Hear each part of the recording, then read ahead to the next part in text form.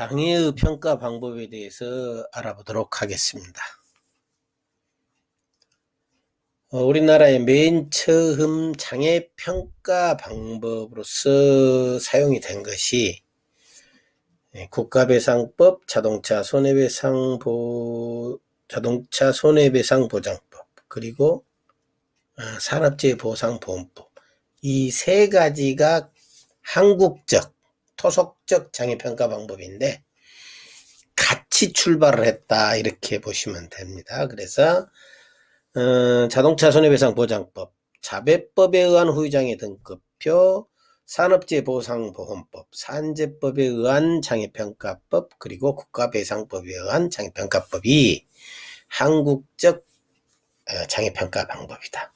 1급부터 14급까지 등급별로 조정이 돼 있고요. 규정이 돼 있고 각 그 급별로 노동능력 상실률을 인정하고 있었습니다. 즉 예컨대 1급부터 저기까지 3급까지는 100%, 그 이하는 뭐 90% 정도, 이런 식으로 비율적 보상이건 나머지 14급은 5급 5% 이렇게 인정하는 식으로 차등이 같이 출발을 합니다. 일본의 자배법을 베껴가지고 우리나라에서 사용했다, 뭐 이렇게 이해하시면 될 것 같은데, 처음에 출발은 세 개가 같이 갑니다. 그러다가 자동차 손해배상보장법인 자배법에 의한 평가법이 80년대 후반에 맥브라이드로 평가 방법이 바뀝니다. 맥브라이드식 장애 평가 방법으로 바뀌면서부터 이 세 가지 장애 등급이 각자 자기 길을 가요. 그래서 맨 처음에는 내용들이 똑같았습니다. 국가배상법, 자배법, 산재법이 다 장애 평가 방법이 같이 출발을 했는데 각각 발전한 거죠. 그 중에서 가장 발전이 더딘 거, 발전이 안 된 게 자배법이에요. 왜냐하면 80년대 후반에 맥브라이드가 도입이 되면서 자배법은 사실상 의미를 잃습니다. 그런데 산업재해보상보험법은 꾸준히 발전을 해요. 그래서 지금 가장 그 세 가지 장애평가 방법 중에서 가장 발전한 것이 바로 산재에 의한 방법. 특히 척추체 쪽의 장애평가 방법은 아주 괄목할 만한 성장을 이루었죠. 이렇듯이 어쨌든 산업재해보상보험법은 매우 발전하고 있다. 국가배상법도 나름대로 체계를 가지고 발전을 하고 있으나 약간 산재에 미치지는 못한다. 어쨌든 세 가지가 다 출발을 같이 하고 같은 내용으로 출발했다. 각자 내용이 달라졌다. 이렇게 이해를 하시면 됩니다. 그 다음에 이제 맥브라이드식 장애 평가 방법이 1980년대 후반에 자동차 보험에서 채용을 했다. 이거는 미국의 정형외과 의사인 맥브라이드라는 사람이 장애를 분류를 합니다. 그래서 노동력 상실 평가를 하되 이 맥브라이드식 후유장애 평가법은 각종 직업별 급수가 있어요.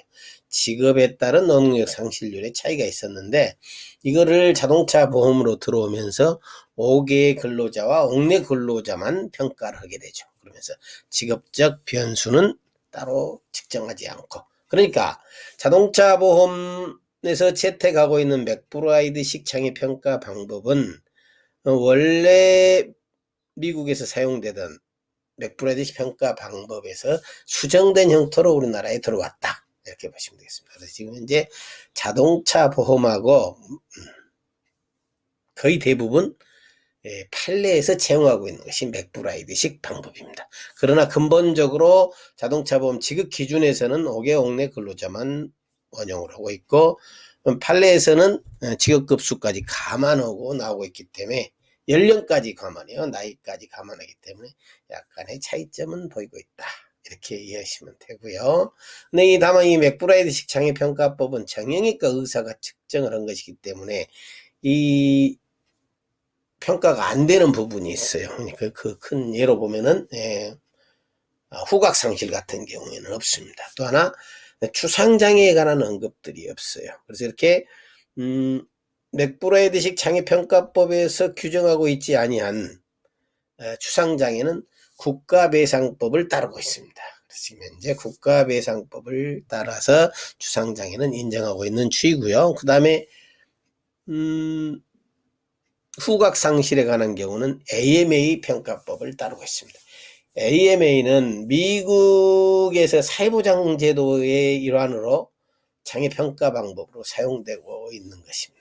그래서 이거는 미국식 장애평가 방법이다. 이렇게 이해를 하시면 되는데, 사회보장적 차원에서 이 노동력 상실률을 평가를 하고 있기 때문에 좀 노동력 상실률이 적게 책정이 된다. 이렇게 이해를 하시면 될 겁니다. 그래서 우리나라 에서 판례에서 운영되고 있는 맥브라이드식 평가 방법보다도 훨씬 더 적은 노동능력 상실률이 원용이 된다. 그래서 보험회사 입장에서는 노동력 상실률이 적게 인정되는 것이 자기들에게 유리하지요.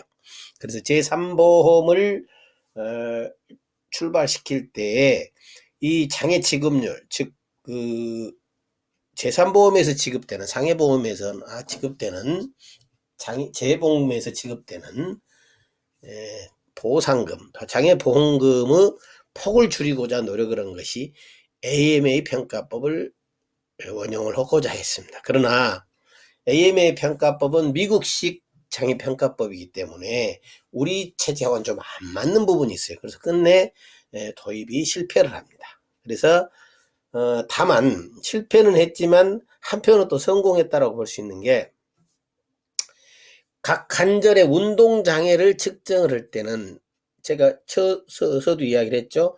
우리나라에서 국배법, 자배법, 산재보험법에 의한 장애평가법이 처음에 생겼다고요.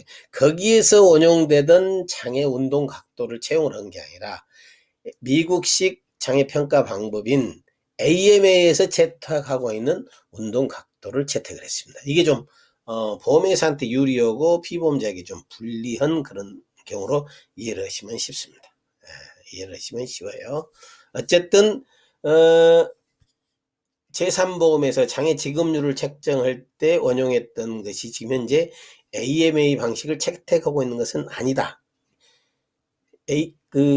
제3보험에서 채택하고 있는 것은 AMA식 운동 각도 측정 방법을 채택을 했을 뿐이고 실질적인 내용은 다르죠. 그래서 제3보험에서 이제 우리가 지금 제3보험 하고 있는데요.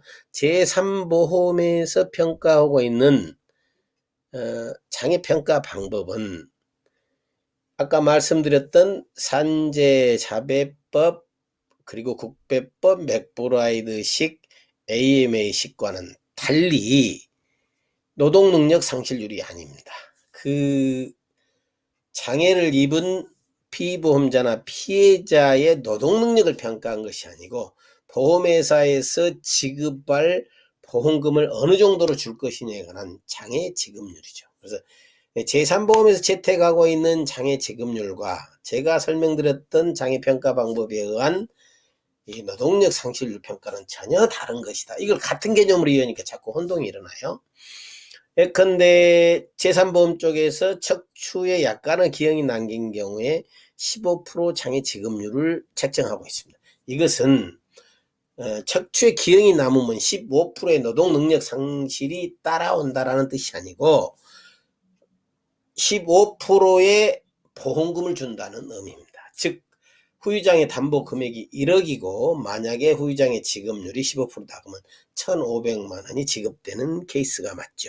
그 다음에 만약에 후유장애 담보 금액이 2억이다 그러면 지급률이 15%니까 결국은 3천만 원이 지급되는 형태, 이렇게 이해를 하셔야 돼요. 그래서 제3보험에서 채택하고 있는 장애 지급률이라는 의미는 노동능력 상실률과는 전혀 다른 그냥 보험금을 주기 위한 방법이다, 이렇게 이해하시면 돼요. 그래서 후유장애 기준 금액 곱하기 장애 지급률, 이렇게 이해를 하시면 됩니다.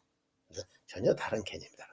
기타 이제 장애 평가 방법으로서 복지장애라는 게 있어요. 동사무소에서 우리가 그 장애자 카드를 만든다 뭐 이렇게 표현을 하는데, 거기에서 따르는 장애인 복지법상의 장애 평가 방법이 있습니다. 요거는 이제 장애인에 대한 혜택을 주기 위해서 복지 차원에서 장애 등급을 마련한 겁니다. 이건 노동력 상실률하고 상관없이 급수 안에 들어가면은 이제 혜택을 사회적으로 볼 수 있는 것, 이렇게 돼 있습니다. 복지장애 평가법도 있고요. 그 다음에 이제 국가유공자들이 이제 나중에 상위군경, 그렇죠? 군대에서 또는 무슨 보훈 대상자들이 장애를 입었을 때의 그 혜택을 주기 위한 것. 1급부터 7급까지 규정되어 있는데 이것도 마찬가지 장애를 평가하는 방법 중에 하나이긴 합니다. 여러분들이 이 장애 평가 방법에서 이해를 하셔야 될 것이 일률적으로 이 장애 평가 방법이 같은 게 하나도 없다라는 게 다 다릅니다. 제가 설명드렸던 부분들이 제가 좀 중구난방식으로 설명을 드리긴 했습니다만 전체가 다 다르다. 그래서 어떤 평가 방법에 의해서 채택을 하는 것이 가장 합리적이냐는 글쎄요. 뭐 어느 것이 합리적인지는 모르지요. 보험회사 입장에서는 AMA 같이 좀 적게 책정하는 방법이 합리적이라고 이야기할 것이고 비보험자나 피해자 입장에서는 자배법에서 평가하고는 좀 후한 편이거든요. 그거로 평가하는 것이 적정하다 뭐 이렇게 따질 수는 있겠죠. 그러나 노동력 상실률이라는 것은 지급되는 보상금을 결정하는 것이기 때문에 사회적 잣대에 의해서 평가되어야 되기 때문에 지금도 제가 평가드리는 방법 어느 것이 맞다 이렇게 할 수는 없어요. 또 하나 빠진 게 있네요. 학교 안전사고 예방 및 보상에 관한 법률에 의하면 거기서도 마찬가지 국가배상법을 채택하고 있습니다. 장애평가 방법으로서 이렇듯이 이 각 보험 종목별 또는 배상 책임별로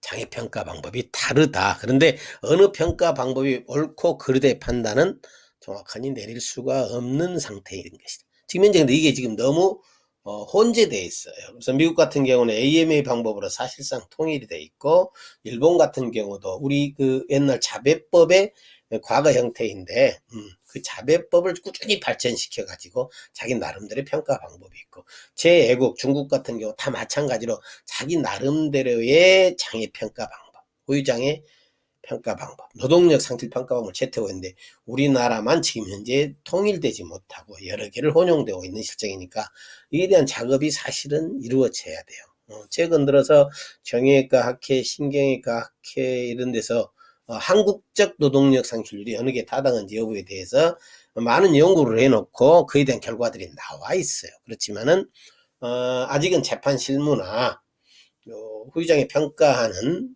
신체 감정 입장에서 채택하는 경우도 있고 채택하지 않는 경우도 있고 여러 가지 개념이 지금 혼재되어 있는 상태다. 더군다나 이제 그 배상 책임 쪽에서는 한시장이라는 개념까지 도입돼 가지고 더욱더 복잡하게 가고 있다. 어쨌든 오늘 장애평가 방법에 대해서 제가 주장하고 싶은 것은 장애평가 방법이 한국적 평가 방법이 특별한 것이 없고 일률적으로 규정된 것이 없어요. 여러 개가 혼재되어 있는 상태니까 그때그때 우리는 공부한 우리 입장에서는 약관이나 배상 책임보험 이론이나 뭐 소송 갔을 때 이런 걸 전부 대비해 가지고 합리적인 판단을 할 수밖에 없는 그런 아쉬움이 있다라는 이야기를 하고 장애평가 방법에 대해서는 마칠까 합니다.